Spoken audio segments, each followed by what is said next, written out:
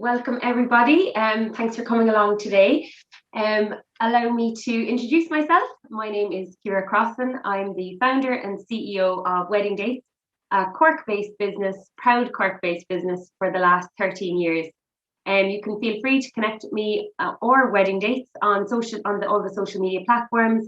For business-related things, we're mostly active on LinkedIn or Twitter. And for wedding-related content, you're better off going to Instagram, Pinterest, or Facebook for that kind of thing.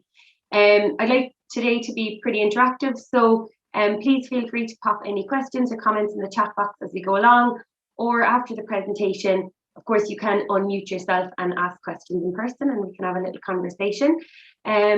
I was just telling Angie at the start of the call, I have a little bit of a cold today, so bear with me. I'm feeling slightly under the weather, but I'm not gonna let that stop me.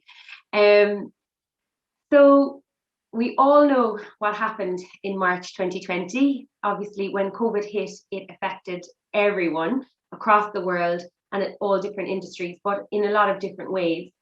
In my sector, hospitality, the doors were immediately closed of hotels all over the country. Our revenues dropped by about 80% in the space of a month. Any customers paying us by direct debit, back then we had about 30 of them, they cancelled their mandates.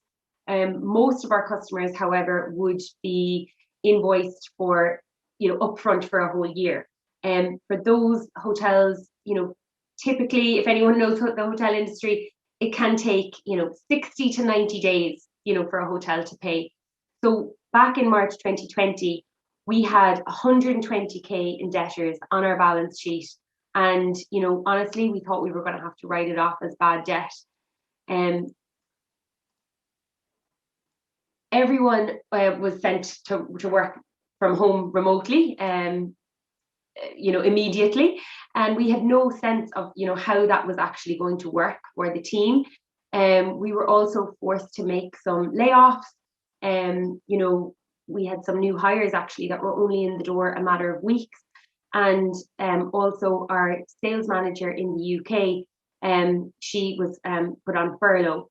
So of course the staff are wondering, should they look for another job, as revenues continue to fall.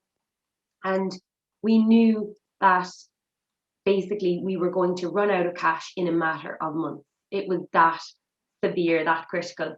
So now that I have painted the picture of how, I suppose, catastrophic it was during COVID, I want to just give those of you who don't know me on the call today just a little bit of background to the business and how we navigated through the crisis. So I set up the business in 2008. It was around the time that hotels.com and booking.com were launched, and weddingdates.ie was a very simple wedding directory website that allowed you to search for hotels on your preferred wedding date. Over the years, it has really evolved, and we've now built out a software product for the hotel and venue sector. Now we provide lead generation in the form of wedding inquiries and software that improves inquiry handling, and that's our WedPro software. Our customers are mostly hotels, and we also do work with other venues such as country houses, barns, museums, etc. We expanded into the UK in 2021, and our customers, I'm getting ahead of myself. So we expanded into the UK in 2021, and the UK now makes up 2/3 of our business. Pre-COVID, we had about 650 clients across the UK and Ireland. So our immediate focus in March 2020 was on cash flow. So straight away, we underwent a cost-cutting exercise. So back then, we had been spending about 10,000 euros per month on Google Ads. So that was literally the first thing we did. We paused our Google Ads straight away, because that was just hemorrhaging money out of the company. We also reviewed all of our domain names. So over the years, I have a little bit of a problem purchasing domains. Over the years, I had bought about 58 of them, if you can believe that. And they were all set to auto renew, and it's $9.99 here, $20 there. It all adds up over time. So that was really important. We did a massive audit of all of those domains, and obviously cancelled down the ones that we were realistically never going to use. And we also audited all of the subscriptions we had for various software we were using. How many seats, how were we using the software, was there duplication of software, etc. And we got rid of the ones that we weren't using. Of course, like most businesses, we availed of all of the government subsidies that were available to us, and different grants. We applied for everything that we could, and delighted that we were successful on some of them, and really availed of some supports from Enterprise Ireland, and also the Cork Local Enterprise Board. They had the COVID restart grant, etc. So they were really, really helpful to us at that time. But the most important thing we did, I would say, was to review our aged debtors. So we had approximately 90 clients on that list. And as I said earlier, some of them, they had owed us money for 60 or 90 days. There was a handful of them that were even older than 90. But some of them were very new. Like some clients had just renewed their contract at the end of February or at the start of March. And then suddenly, they had renewed for a year, the invoice was sent, and then suddenly their doors were closed. So it was really, really critical, as I said earlier, that, we had this, significant amount of money on our debtors list. And, we considered, are we going to have to write that off? So what we did was we reached out to every single one of those customers individually. I did it personally. I wrote them a letter, and I explained to them that if all our debtors didn't pay us, then we were going to go out of business. It was that simple. And I really leaned on years of personal relationships. And, as I said, I've been in business for 13 years. That doesn't come without getting to know your customers quite well, quite personally. And I do really believe that helped massively. Some people responded straight away and said, yeah, no problem. We'll clear that straight away for you. We also offered payment plans. So the option to pay over 6 months, over 9 months, and really just ask them, I suppose, on a really human level, what can you do to help us? And so that we can continue to help you, and so that to ensure that all of our businesses, we're gonna survive long term. And gradually the money started coming in. It was so important for me, particularly as the business owner, to track every single penny. The cash flow forecast became the Bible, and it was updated daily. And we started to see our runway extend. So when we did the first cash flow in March, the minute the Taoiseach made the announcement, it was like we were going to run out of money by July. And that was just absolutely, as you can imagine, for any business owner, just terrifying, absolutely terrifying. I'm not ashamed to admit there was a lot of tears shed in those first couple of weeks. I genuinely thought there was a chance that I could lose my business.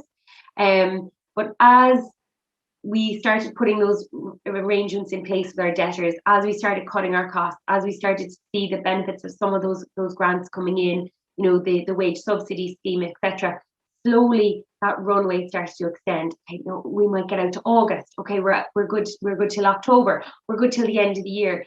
It just started to extend gradually, and that really started to build, confidence. Also, in an effort to retain our customers, some of them were coming due for renewal in April, May, June, etc. So previously we used to do annual contracts, but we started offering monthly rolling contracts instead, as a way to help them with their cash flow. So to allow them to pay monthly by direct debit, on this monthly rolling contract that, they weren't locked in for 12 months. They could cancel it at any time. This gave them that flexibility, and that started to become really popular with our clients, and allowed some of them to keep working with us that maybe if we had just said, okay, it's the annual contract with the normal pay upfront terms, that very likely would have spooked them. Whereas when we offered them to do the monthly contract, it gave them that confidence, and that started to become popular with them. For some of our clients, though, even with the monthly rolling, it didn't, it was still too uncertain of an environment for them, and they weren't in a position to renew their contract during COVID and while their doors were closed. So what we did for those is we introduced a free basic listing. Basically, we kept them live on the website, just lower down than our paying customers. And in that time, most of them have received inquiries. Many of them have even converted bookings from those inquiries. And we're now using that as leverage to bring those hotels and venues back on board as paying customers now that things have stabilized. And a lot of them have been so appreciative of that free period, and that it was that acknowledgement that they were going through a tough time, but we do want to continue to work together long term. So the second of the C's is our customers. So obviously in March and April last year, all the hotels closed, our phones stopped ringing, the emails just dried up overnight. And we really didn't want it to be a case of out of sight, out of mind. So we really had to, think about how we could keep ourselves in front of people, how we could use the limited resources that we have to keep in touch with our customers right throughout the crisis, whether that's one-to-one or even one-to-many. And we really knew it was so vital to show empathy to our clients. As I said earlier, I knew a lot of our customers on a personal level over 13 years. You build up friendships. And, some of them are owner operators, their businesses had been hugely impacted. But personally as well, many of them, had been put on furlough, or their hours had been slashed. They may have had a partner who lost their job, a family member who was ill. There was a lot of stuff going on for people, particularly I think during lockdown 1, but I suppose really, throughout the last year.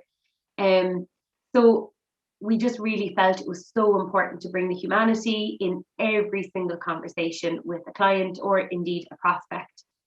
The WeddingDates team was halved, so we had to get really, really precious with our time. Every single thing we did, we had to ask, is this project, is this action, is this feature, whatever it was, is this going to move the needle for our clients and for our business? So we began streamlining all our activities and our internal processes. Some were lost completely, others were documented and rationalized. And really the aim was to free up more time for important customer focused tasks. The added bonus then was, of course, that the team benefited from clear direction and better efficiency, that we weren't just trying to do everything that we did before with a much smaller team. We were much more effective, I suppose, by parking some of the activities and the things that we used to do. But some of the proactive things we did over the last year to really stay in the minds of our customers, well, first of all, we said yes to a lot of guest speaking and PR opportunities, things like this. The opportunity to get out there, to tell our story, and keep in people's minds. Definitely embraced those opportunities. I also encouraged Alex, my UK sales manager, to really start engaging with LinkedIn a little bit more, grow her own connections, engage with people's posts. And when she was on furlough, so some people on this call might or might not be aware of the UK furlough system, very different to the wage subsidy scheme that we have here.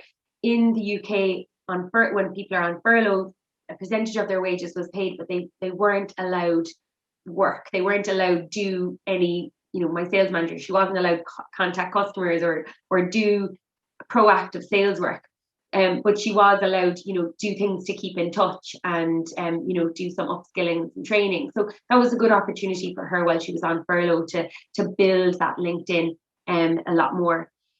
For me, I would be a huge fan of LinkedIn myself, and I really try to add value to my connections on LinkedIn. Most of them would be hoteliers, hospitality industry folk.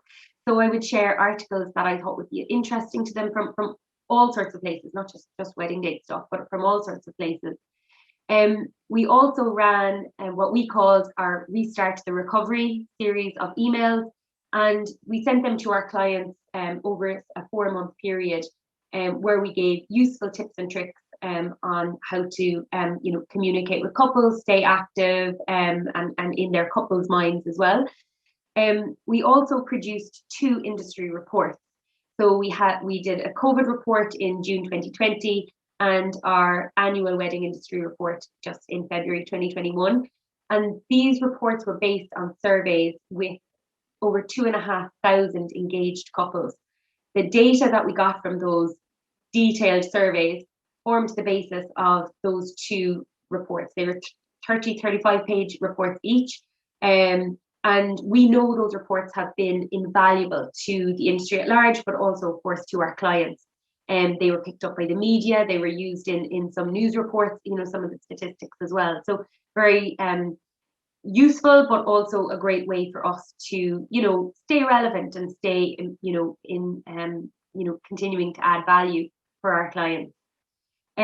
Once Alex was back off furlough, my UK sales manager, she ran a 3-week lunch and learn webinar series twice. She did it once before Christmas and once after Christmas, and shared her expertise and best practice on how our clients could better communicate with their couples and better use the wedding date system as well to best effect.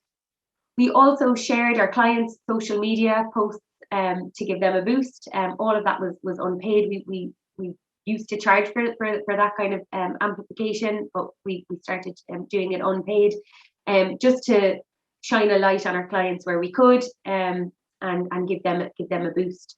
And we also really tried to keep consistent with our own company LinkedIn posts. So regularly sharing articles of interest to the industry, as well as posts about wedding dates, some webinars that we had coming up, or we also commented and liked other people's posts and really just tried to show support that way. I've always been a fan of video, but this year I embraced it even more. And I think video is just so powerful, so that people feel like they're still seeing you, even though there's no in-person event. So, videos on LinkedIn in particular get really fantastic traction. I really encourage everybody to use video on LinkedIn. And we also started using a tool called Pistachio View. And that tool allows us to send personalized video emails to our clients. So, when our client opens an email from us, they can actually see a little GIF.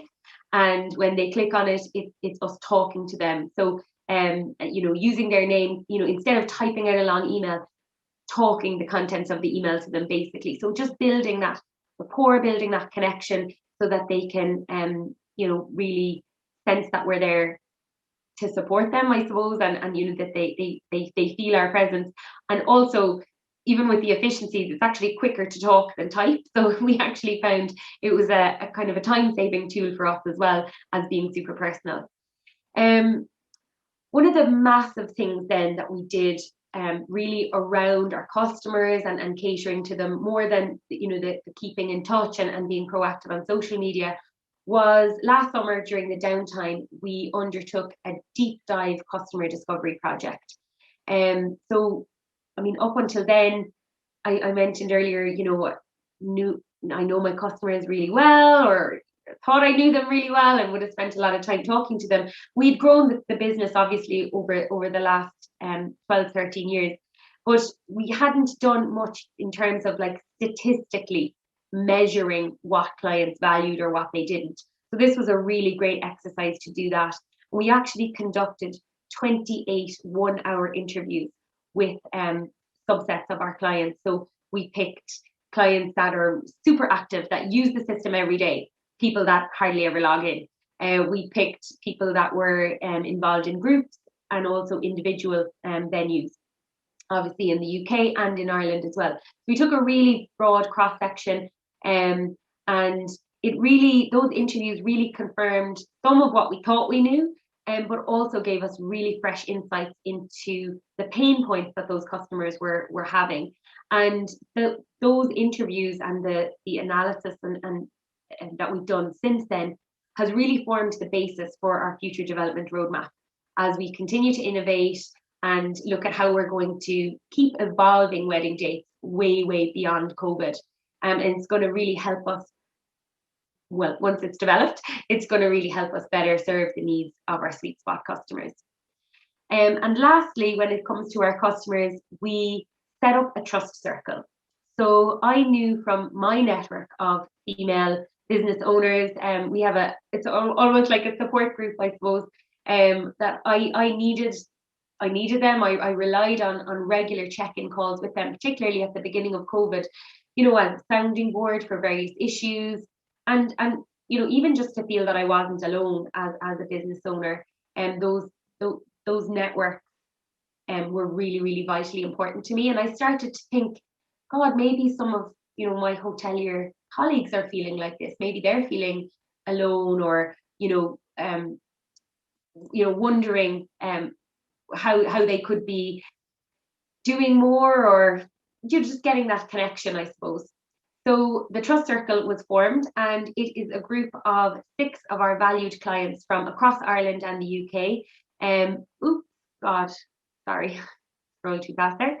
And they meet once a month to really discuss any issues they're having, to brainstorm ideas.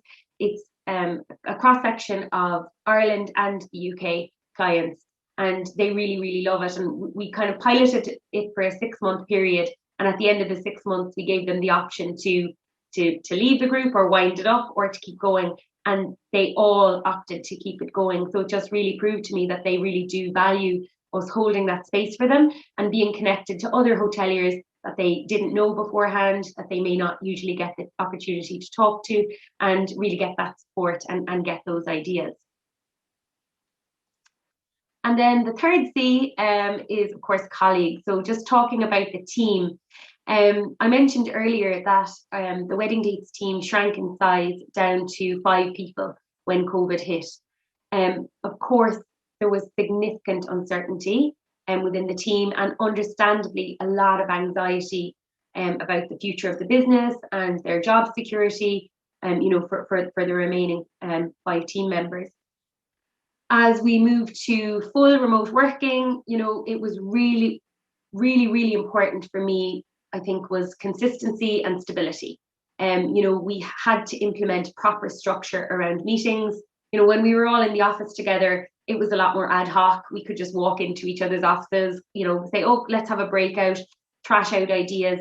Whereas when we were all, isolated in our homes, it was very different. At this point, I have to give a massive shout out to my head of operations, Sarah O'Farrell. She was really the mastermind for the internal meeting schedule. And honestly, they've proved to be the best way for us to work as a team. I, in the past, would have been a little bit of a Neanderthal, maybe. I used to work in terms of meetings, because I used to work in big American multinationals before I set up Wedding Dates, and I just started to really hate meetings. Like, we've all been to, meetings that just for the sake of meetings and can be very frustrating. And I felt that meetings were maybe a waste of time. And what I suppose my eyes have really been opened with this new schedule that we have about the importance of meetings for connection with the team and for communication and collaboration. So we established a team connection with all of us isolated and working from home. We have a daily stand-up meeting via Zoom every morning at 9:30. Now, these calls, they last 10-15 minutes tops, but they actually can reveal a lot. So it helps with motivation, accountability, and you can see if somebody is struggling and maybe needs help. So those calls have been really important for us. We also have departmental weekly wash-up meetings. So each team, each department has the opportunity to discuss their work, show progress, and then seek input from management as well. And that's really important for accountability when managing a remote team. We have Thursday town hall meetings where I highlight the weekly wins. And I think, during COVID, it's, I suppose, as more important than ever to celebrate the wins. And I really enjoyed bringing those wins to the team and celebrating the, what might seem as a small thing. It's actually a really big thing when we're all in this crazy time, isolated, dealing with this crisis. The small things actually mean a lot. So highlighting the wins and also just reporting on, dev, on the sales, our finance updates, just sharing all of that with the team. And it just really gives a lot of transparency and gives the opportunity for the team to ask questions as well.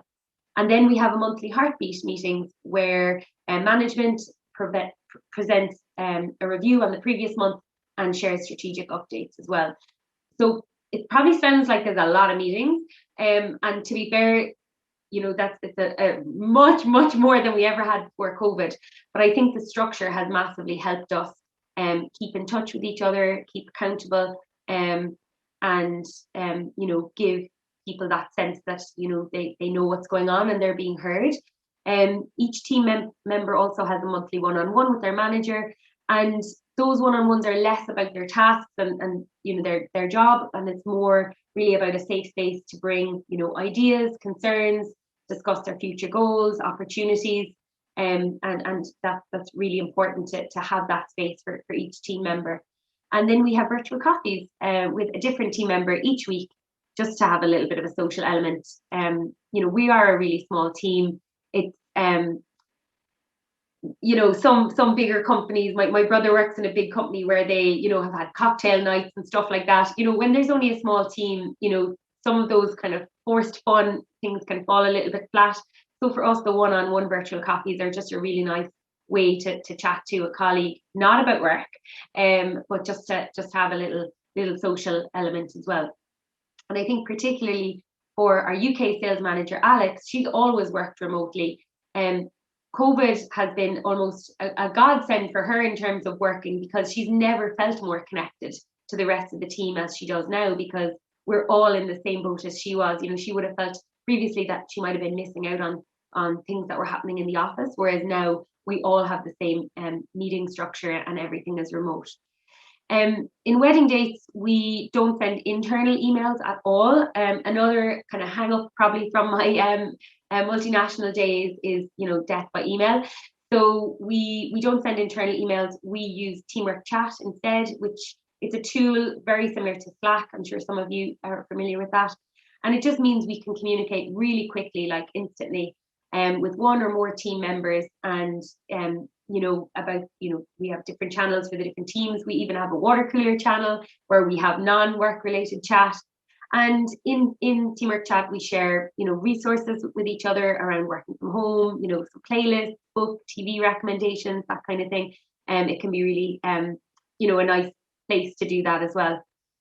Last month for Workplace Wellness Day, we recognise that, not everybody is interested in the same idea of wellness. When we were in the office together, I used to bring in I love yoga, so I used to bring in a yoga instructor to do yoga classes. But again, not everybody used to do it. So really, I suppose, again, with all of us being isolated at home, it's made me think about, how we can do workplace wellness in a different way.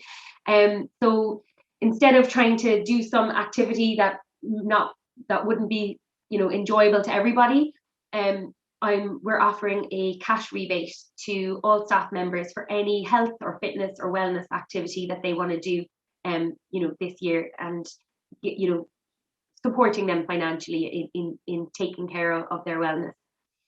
So just 3 things I want to highlight around building, a positive culture throughout a crisis. Transparency and honesty, I would say, are just vitally important. For us, everybody was worried about whether they'd even have a job in 6 months' time.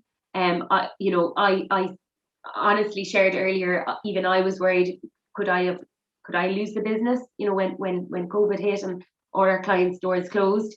So I think it's just really important to be direct with people about the bad news, but then of course speak out the positives as well. The second thing would be to say that vulnerability is okay. People need to feel safe sharing when they're having a tough day, and just recognizing that everybody needs space to attend to other matters outside of work. I love the openness that we have now in Wedding Dates, where the team feels that they can say when they're going to be offline, and it's totally acknowledged and acceptable. There's not the feeling that we're all, sitting at our desks all the time. There is other things going on for people now. And I think the third thing really is just most importantly, just to be compassionate. So, COVID has challenged everyone in different ways. Some people have kids to deal with. Some people like me were homeschooling while working from home. Others live alone, may feel isolated. Everybody has something different going on, and we've all been challenged this year. So empathy for ourselves and each other, I think, was really, really key for us. So just to recap, the lessons we learned, number one, absolutely cash is king. Be relentless with debt collection. 12 months on, and 98% of the cash that was due to us, in March last year has now been collected. Probably something that I'm most proudest of, and has really ensured the long-term survival of Wedding Dates, way beyond COVID. Then think outside the box. We believed that the hotel industry, was very traditional. They need to raise a PO, get an invoice, 12 months, very structured. We thought that the industry would not move to monthly payments by direct debit, monthly rolling contracts. And now we have over 100 clients paying us by direct debit monthly. And that's been a huge lesson learned for me and the company. And also it has a huge impact on our cash flow each month, when there's money just coming in by direct debit every month that doesn't need chasing, and it's recurring. So that's been a huge positive for us. And then thirdly, know your numbers, of course, keeping track of every cent, know the cash and bank status and your cash runway for the next 9 to 12 months, and share that information. So I know our team is certainly feeling much more secure and happier in the knowledge that our cash runway has extended and extended and extended throughout this COVID period, so that they know that their jobs are secure, no matter what happens. I think that COVID has shown us that, anything can happen, and we do have to be prepared for that kind of volatility and uncertainty. So that's definitely, it is good to share that openly, I think, with the team as well. Lesson number 2, customers are people too. I hope this has come right across throughout the presentation today, but one of the words for me from COVID has been, humanity, and we're trying to bring the humanity across all the areas of the business. I think with, our customers, talking to them, finding out their pains, really listening to them, that customer discovery has really helped us with our development roadmap for the next 2 years. And, we potentially wouldn't have had that if COVID hadn't happened, and we hadn't had that downtime to really focus and force us to slow down and open up our ears and really question the assumptions that we had made about our customers and about our own business. Ask yourself on every single action or something, idea that you have is, will this move the needle? And if the answer is no, then just chuck it out or revisit it later.